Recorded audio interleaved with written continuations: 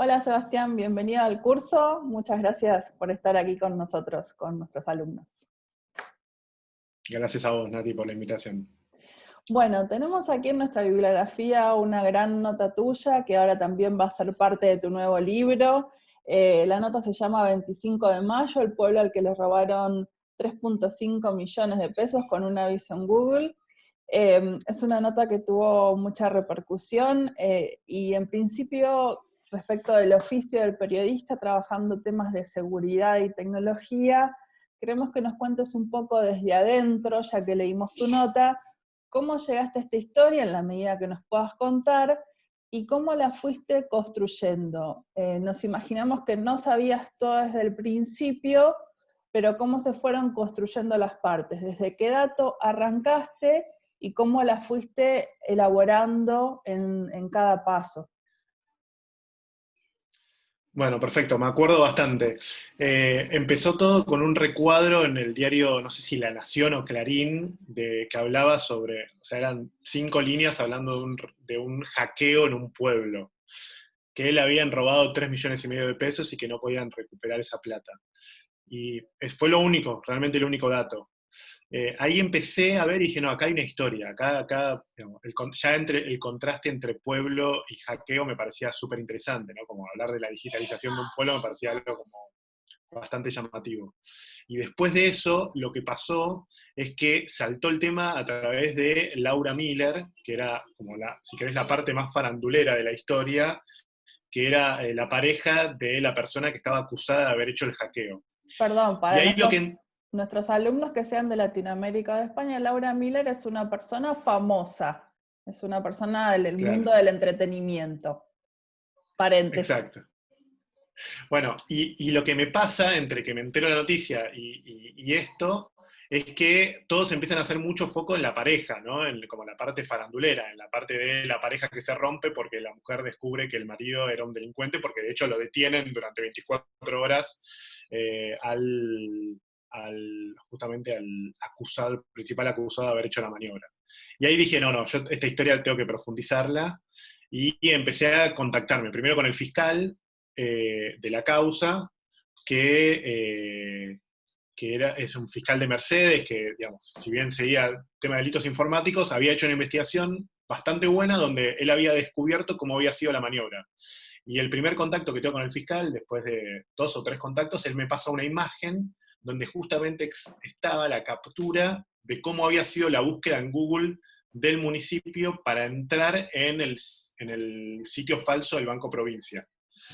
Bueno, a todo esto, paralelamente, empecé a arreglar una cita con el municipio de 25 de Mayo para poder viajar a 25 de Mayo, que es a 250 kilómetros más o menos de la ciudad de Buenos Aires. Así que arreglé todo con la Secretaría de Turismo de 25 de Mayo, es un pueblo muy chiquito, para poder viajar e ir al pueblo. Entonces arreglé todo y arreglé también una reunión en el municipio porque quería que ellos me contaran paso a paso cómo había sido que ellos habían caído en un engaño informático. O sea, yo lo que necesitaba saber era la parte humana de todo esto, porque cuando se habla de hackeo, cuando se habla de ingreso a otro sistema, en general se habla como algo, como que alguien se metió en otro lugar y en el otro lugar como que no hubo ningún tipo de acción. Y me interesaba saber cuál había sido la humanidad detrás de todo eso. Entonces me junté ahí con el intendente, con la secretaria de Hacienda, con el contador, con el tesorero, para entender paso a paso y para también entender dónde estaba el municipio con respecto al banco o con respecto a la comisaría, que eran todos los detalles que me parecían interesantes de este contraste entre pueblo y ataque informático. Bueno, y ahí me junté con ellos, estuve más o menos 3 horas reunido en el municipio, y ahí me contaron detalle por detalle, incluso en cada una de las salas del municipio, dónde fue que una persona entró, dónde fue que el tesorero o el contador, el tesorero, va al banco, cómo ve los talonarios, me mostró talonarios, como para entender también como esa cosa, el detalle de un pueblo muy chiquito con el contraste de un hackeo. Así que así fue como, de alguna manera, fui rearmando la historia.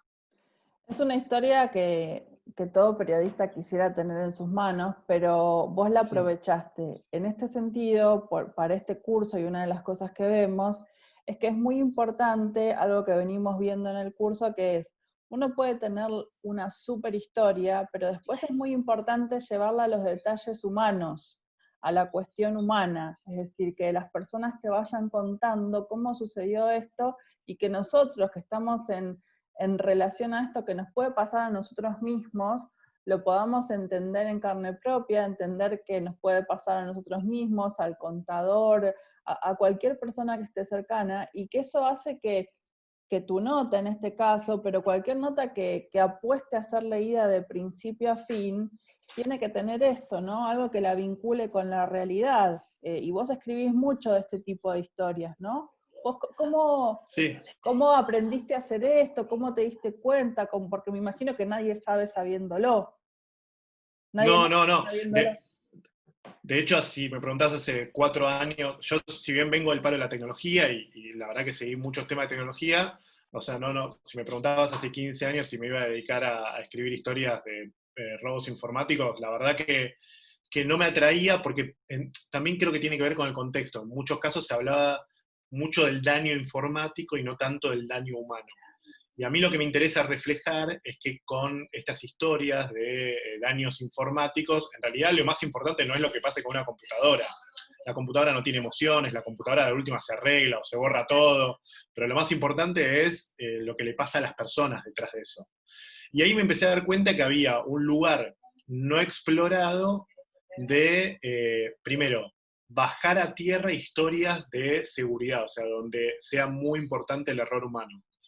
Y después lo que pasaba era que las empresas que suelen trabajar en seguridad informática suelen hablar de, ojo, lo que te puede pasar, ojo cuando hagan esto, ojo cuando hagan lo otro, y no hablaban tanto de casos reales que ya habían sucedido. No sé si por una cuestión contractual o por riesgos o por, no sé, NDAs o cosas que firman. Y me interesaba empezar a mostrar el otro costado, ¿no? Es decir, si yo le quiero decir a alguien que cuando salga a la calle tenga cuidado, yo le puedo decir un montón de cosas y le puedo dar un montón de advertencias. Pero probablemente ninguna advertencia funcione mejor que contar historias. Contar historias que a vos te queden grabadas o que te quede el recuerdo. Entonces, yo siempre digo que mis notas, más allá de apuntar a lo humano, quiero apuntar a lo humano para tratar también de educar a la gente en que no le pase lo mismo que le pasó al contador de 25 de mayo. Entonces ahí es cuando me di cuenta que tenía como varios objetivos, ¿no? Como tenía objetivo obviamente de contar historias, porque soy periodista y me dedico a eso, pero también tratar de que estas historias sirvan para algo. En definitiva, el que lee la nota después seguramente se quedará pensando o se quedará un poquito más atento para no cometer los mismos errores que otros cometieron. Claro, esa capacidad de traducción del concepto que por ahí te llega, o sea, si phishing, o sea, cualquier concepto de estos que andan dando vueltas, si vos lo lográs traducir en una historia, es mucho más probable que después te detengas, por ejemplo, en este caso un anuncio falso, cheques antes de cliquear 2 veces, o tengas cuidado porque te acordás de haber leído una historia que te hizo, por lo menos, advertir que eso te podía pasar. O sea, damos la explicación de cómo eso sucede y a través de eso es más traducible. Totalmente, o sea, porque un poco lo que me pasa con el tema de seguridad informática, por llamarlo así en términos generales, es eso, es que muchas veces se habla de ojo con esto, ojo con esto. Y en definitiva, bueno, sí, ojo con un montón de cosas que te pueden pasar en la vida, pero cuando vos contás una historia, lo que lográs hacer es tratar de empatizar o lograr que los lectores logren empatizar con esa persona para que después no les pase a ellos. Entonces, yo creo que yo trato de buscar eso también, es cuento la historia con el detalle hasta más mínimo que parezca a veces insignificante, pero para que el lector se pueda meter en la historia y entienda que esa misma persona podrían ser ellos y que por ahí ellos también, a veces, en otras historias me pasa que hay gente que está full o que está a 1000, que no puede parar y que tal vez esos somos nosotros y por ahí para que se sientan identificados y digan, ah, bueno, a mí también me podría pasar eso de estar andando en quinta y no darme cuenta de que de repente me está tratando alguien de engañar y qué consecuencias puede llegar a traer ese engaño. Y una última, hay una cuestión muy importante que es que para generar ese tipo de historias lleva mucho tiempo entender, incluso para nosotros que pasamos tiempo con este tipo de historias o entendemos por ahí los conceptos, lleva mucho tiempo entender exactamente cómo fue el proceso, cómo se generó, en este caso una estafa, pero en cualquier otro caso, otro problema de seguridad informática. Y eso es importante, que uno pueda entender exactamente cómo sucedió para después traducirlo, para después explicarlo. No sé si te sucede a vos, pero por ahí para desmitificar un poco de que primero para poder explicarlo hay que entenderlo y eso lleva mucho tiempo. ¿Eso también te sucede a vos? Sí, claro. No, no, o sea, nadie nace sabiendo, y me parece que lo más importante como periodistas es tratar siempre de preguntar desde lo más básico. Nadie, o sea, por lo menos no me pasó, pasa igual, pero que los entrevistados te juzguen por lo que vos sabés.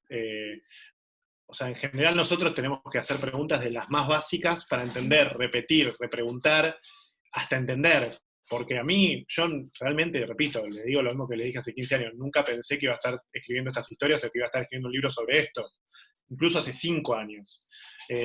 Entonces, lo que hay que hacer es preguntar, repreguntar. Incluso aún hoy, yo creo que seguramente muchos van a decir, bueno, vos que sos especialista en seguridad informática, No. yo lo que hago es tratar de bajar los conceptos que están ahí perdidos o difíciles de entender, tratar de explicarlos para mucha gente que por ahí le pueda ser más fácil. Pero yo soy solamente un intermediario en ese sentido. Yo no soy el especialista en seguridad informática. El especialista es el que labura en seguridad informática en un banco, no sé si en el municipio ahora tienen, o en cualquier otro lugar, pero nuestro rol no es convertirnos en ese especialista, porque si no hubiéramos estudiado otra carrera seguramente, sino tratar de ser intermediarios entre aquello difícil o aquello complejo y aquello sencillo que deberíamos transmitirle a los lectores para que entiendan de qué estamos hablando.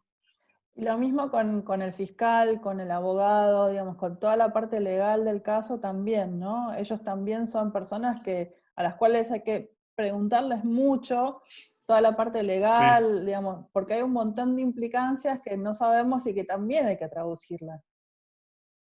Mira, o sea, lo primero que hago cuando llamo a los de la justicia es decirles, mira, yo vengo de otro palo. O sea, que ahora esté con una caución, ¿qué significa? Que ahora esté con, no sé, tenía que presentarse una vez por mes. ¿Eso qué significa? ¿Hubo un juicio abreviado? ¿Qué significa un juicio abreviado? La verdad, te pido perdón, yo no vengo de ese lugar. Te pido disculpas de antemano y así ablandás también un poco y evitás como que el otro suponga que vos sabés, porque así te va a ayudar a que vos entiendas lo que el tipo te está contando y vos a la vez lo puedas contar mejor. Así que yo trato de siempre atajarme con la justicia y le digo, mira, yo no entiendo nada, o sea, pero ¿esto qué significa?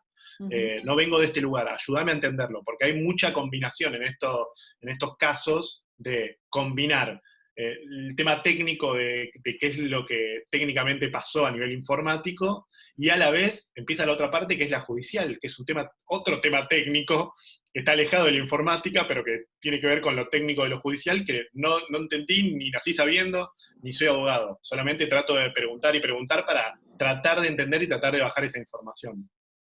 Bueno, muchas gracias, Sebastián. Muy importantes estas recomendaciones también que tienen que ver con lo cotidiano de cómo se construye una nota tan buena, pero que tiene muchísimo trabajo atrás y mucha humildad también del periodista que la construye para llegar a esto. Gracias. Bueno, gracias. Gracias a vos y a ustedes. Saludos.